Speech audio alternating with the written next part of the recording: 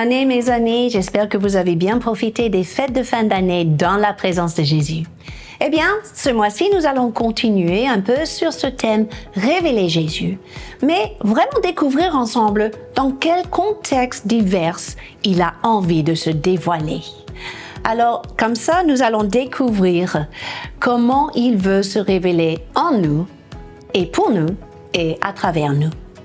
Aujourd'hui, nous allons parler de comment Jésus se révèle dans la maison de l'Éternel. Eh bien, un des premiers récits que nous lisons dans la Bible, quand Jésus se présente au temple, c'est le moment où il est venu bannir ceux qui changeaient l'argent et des vendeurs de pigeons, etc. Cela se trouve dans Matthieu 21 et verset 12.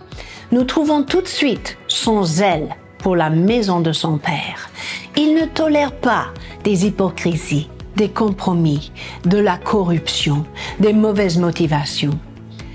Connaissant cela, c'est très facile d'arriver dans la maison de Dieu avec un cœur de jugement. Mais ce n'est pas notre rôle. Mes amis, si nous voulons voir la purification de la maison de Dieu, on commence en se purifiant soi-même, en sondant son propre cœur, en se sanctifiant de plus en plus. Et c'est ainsi que nous pourrons contribuer à la purification de sa maison. Un peu plus loin, dans Matthieu 21 et verset 23, Jésus se rend à nouveau au temple et il commence à enseigner.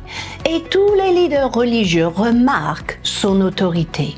Croyez-moi, mes amis, Jésus se révèle toujours dans sa maison avec son autorité qui est visible, qui est entendue, qui est en action.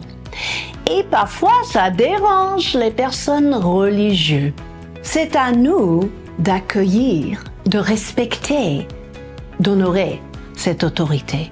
Et ma question pour chacun de vous aujourd'hui, c'est qu'est-ce que vous faites vous-même aujourd'hui et en tant que style de vie pour honorer l'autorité de Jésus-Christ, le Seigneur, de tous les domaines de votre vie? Permettez-vous à ce que son autorité agisse dans tous les contextes où vous vous trouvez? C'est ça, marcher sous la seigneurie de Jésus. Et parfois, c'est vrai, ça dérange les plus religieux parmi nous. Mais ça ne s'arrête pas là, parce que c'est aussi dans la maison de Dieu que Jésus a prophétisé sur sa ville. Dans Matthieu 23, de 37 à 39, il parle sur Jérusalem. Il se lamente de son attitude, de la condition des cœurs de ses résidents. Et pourquoi il aurait bien voulu la rassembler comme une poule rassemble ses poussins. Vous voyez, dans le contexte de l'Église de Dieu, la maison de Dieu, la communauté d'alliance, Jésus se révèle par les paroles prophétiques. Il connaît les cœurs. Il déclare l'avenir de la ville. Il s'adresse à l'atmosphère spirituelle. Et non seulement il annonce ce qui va se produire, mais il dévoile son propre cœur pour la ville. Ceci dans la maison de Dieu. Vous voyez, Jésus se révèle. Un peu plus loin, dans Matthieu 24, versets 1 à 2, Jésus sort du temple et, avec les disciples, on lui indique les merveilles de la construction de ce temple. Et c'est très intéressant. Sa réponse face à cette admiration, c'était « Vous allez voir, dans quelque temps, il ne restera plus pierre sur pierre. » Pourquoi?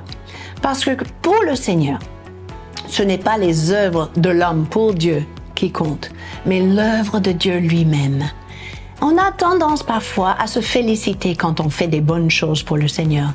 Mais mes amis, toutes les choses conçues et construites par la main de l'homme ne va pas forcément glorifier le nom du Seigneur. Soyez sûrs et certains que le Seigneur lui-même initie toute œuvre, toute initiative, et laissez-le diriger vos pas, vos paroles et l'œuvre de vos mains. Cette année, je vous encourage et je vous défie même, trouvez le moyen de laisser Jésus se révéler davantage au sein de sa maison, là où il est Seigneur, là où il prophétise. Il sortira de cette maison pour gagner les âmes, mais à l'intérieur de sa maison, il est toujours à l'œuvre. et faites-moi savoir ce que vous vivez dans les commentaires. Sur ce, je vous dis à la semaine prochaine. Super.